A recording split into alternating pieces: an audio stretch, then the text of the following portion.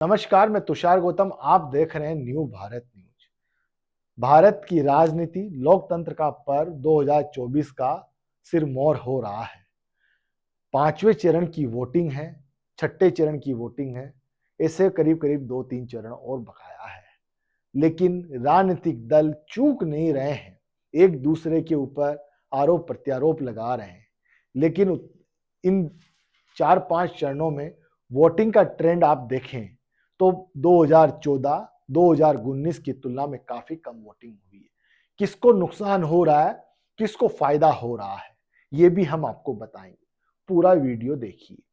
सबसे पहली बात करते हैं, पहले चरण में जिस तरह से मतदान में गिरावट आई, लोगों का रुझान नहीं दिखा, पोलिंग केंद्र पर पहुंचे नहीं, ना युवा पहुंचा, ना सीनियर सिटीजन पहुंचा, ना महिलाएं पहुंची, ना मनरेगा का लाभ वाले पहुंचे, ना प्रधानमंत्री यशस्वी नरेंद्र मोदी की योजनाएं जो चलाई जा रही है, उनके लाभार्थी भी नहीं पहुंचे।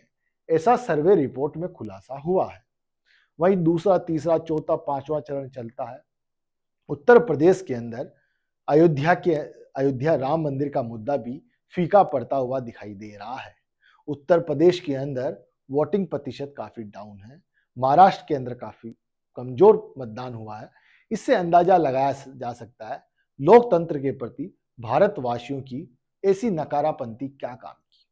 मतदान चुनाव आयोग काफी कोशिश कर रहा है कि मतदान का प्रतिशत बढ़ाया जाए। उसके लिए सोशल मीडिया प्लेटफॉर्म्स का सहारा ले रहा है, होर्डिंग्स विज्ञापन के माध्यम से अपील कर रहा है कि मतदान करने जरूर आए।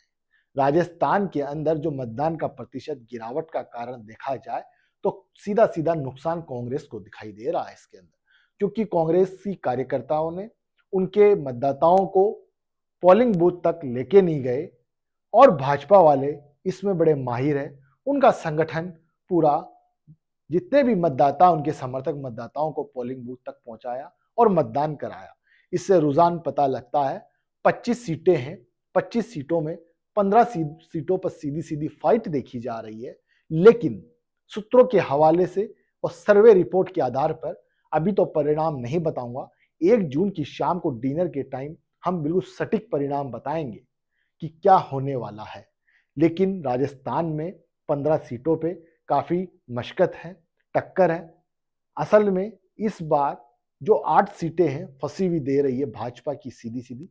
टोंक सवाई माधोपुर, झुंझुनू, सीकर, कुछ सीटें ऐसी है, चूरू वाली सीट, यहाँ पर बड़े दिग्गज नेताओं का भविष्य भी तय करेगा, जैसे कि राजेंद्र राठौड़, भीलवाड़ा से सीपी जोशी, टोंक सवाई माधोपुर से हरीश मीणा का भविष्य दाव पर है। वहीं सीकर से सीट जो संत चुनाव लड़ रहे हैं भाजपा से, उनका भविष्य भी दाव पर है। तिजारा सीट, अलवर सीट, तिजारा अलवर में ही है, चूक हो जाती है, उसके लिए माफी चाहते हैं। अलवर जो लोकसभा है, वहां पर नरेंद्र मोदी के काफी करीबी, अमित शाह के काफी अच्छे दोस्त, गहरे मित्र भूपेंद्र यादव चुनाव लड़ रहे हैं। लेकिन बाबा बालकनाथ ने कहीं ना कहीं साथ नहीं दिया है।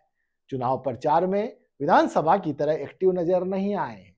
इससे नुकसान तो हो रहा है, लेकिन भूपेंद्र यादव की जीत सुनिश्चित है। वोट शेयर कम रहेगा, जीत का मार्जिन कम रहेगा, लेकिन भूपेंद्र यादव जीत सकते हैं, क्योंकि कांग्रेस ने स्ट्रॉन्ग कैंडिडेट नहीं उतारा।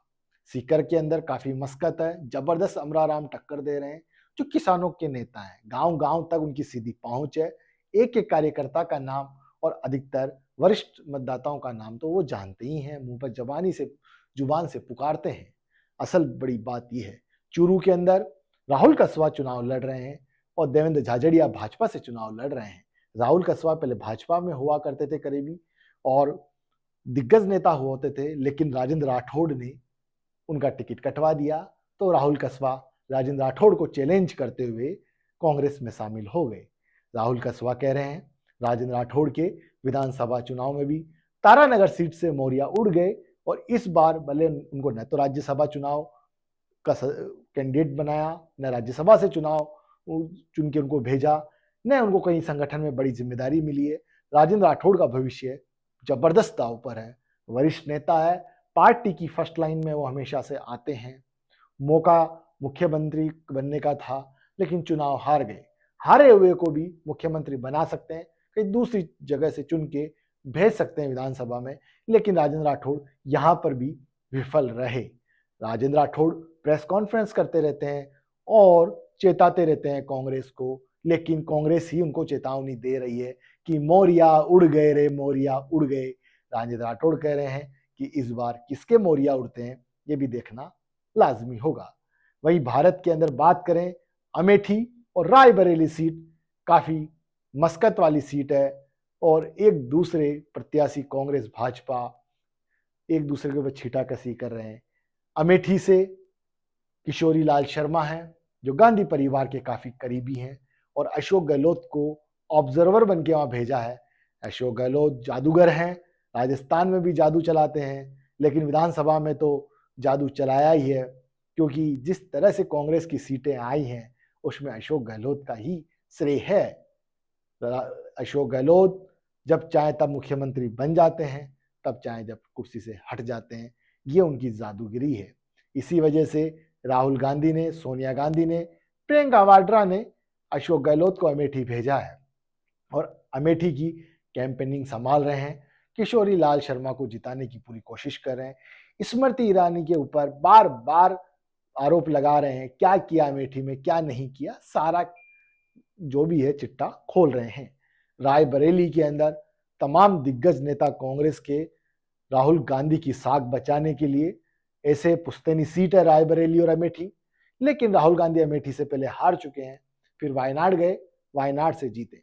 राहुल गांधी 2 जगह से चुनाव लड़ रहे हैं, रायबरेली और वायनाड। राहुल गांधी का भी भविष्य तय करेगा कि इस बार रायबरेली से कितने मतों से जीतेंगे या फुस हो जाएंगे।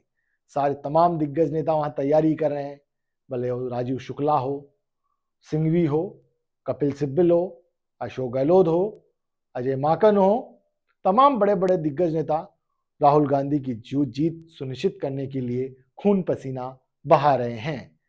लेकिन नरेंद्र मोदी कह रहे हैं कि राहुल बाबा की पार नहीं पड़ेगी। बार बार गांधी परिवार के ऊपर, राहुल गांधी के ऊपर गरज रहे हैं। मोदी कह रहे हैं 400 पार, लेकिन अब धीरे धीरे बैकफुट होने लगे हैं। सर्वे रिपोर्ट बताती है कि इस बार 272 से लेके 310 के बीच में भाजपा एनडीए की सीटें आएगी।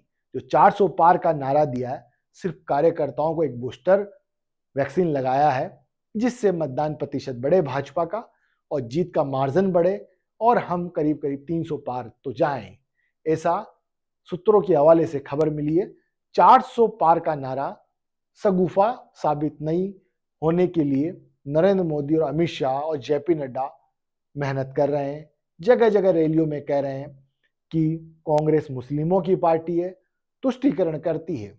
वहीं राहुल गांधी कह रहे हैं कि यदि 400 पार आते हैं तो संविधान बदल देंगे, आरक्षण खत्म कर देंगे। लेकिन मोदी जी कहते हैं ना आरक्षण खत्म होगा, जब तक भाजपा का कार्यकर्ता और आरएसएस जिंदा है तब तक आरक्षण समाप्त नहीं कर सकते, संविधान नहीं बदल सकते, संविधान को और मजबूत करेंगे। ऐसा बार बार नरेंद्र मोदी को राहुल गांधी की बात पर स्पष्टीकरण देना पड़ रहा है। चुनाव बड़ा रोचक है। अरविंद केजरीवाल के ऊपर आरोप प्रत्यारोप चल रहे हैं, रोड शो कर रहे हैं, लेकिन विपक्षी वाले के ऊपर आरोप लगाते हैं केजरीवाल की साजिश कर रहे हैं हमारे साथ, हमारे जो टीम है उसको तोड़ने की पूरी कोशिश कर रहे हैं, ऐसा केजरीवाल कह रहे हैं। जेल की हवा खा चुके केजरीवाल वापस 1 जून को जेल में जाएंगे कि नहीं, जमानत मिल जाएगी कि नहीं, 4 जून का जश्न कौन मनाएगा ये हम आपको बताएंगे 1 जून को डिनर के समय। तो आप देखते रहिए न्यू भारत न्यूज। इसको लाइक करिए, शेयर करिए, सब्सक्राइब करिए, हमारा हौसला बढ़ाइए, इतनी सी गुजारिश है। सहयोगी अमित शर्मा के साथ मैं तुषार गौतम, न्यू भारत न्यूज जयपुर।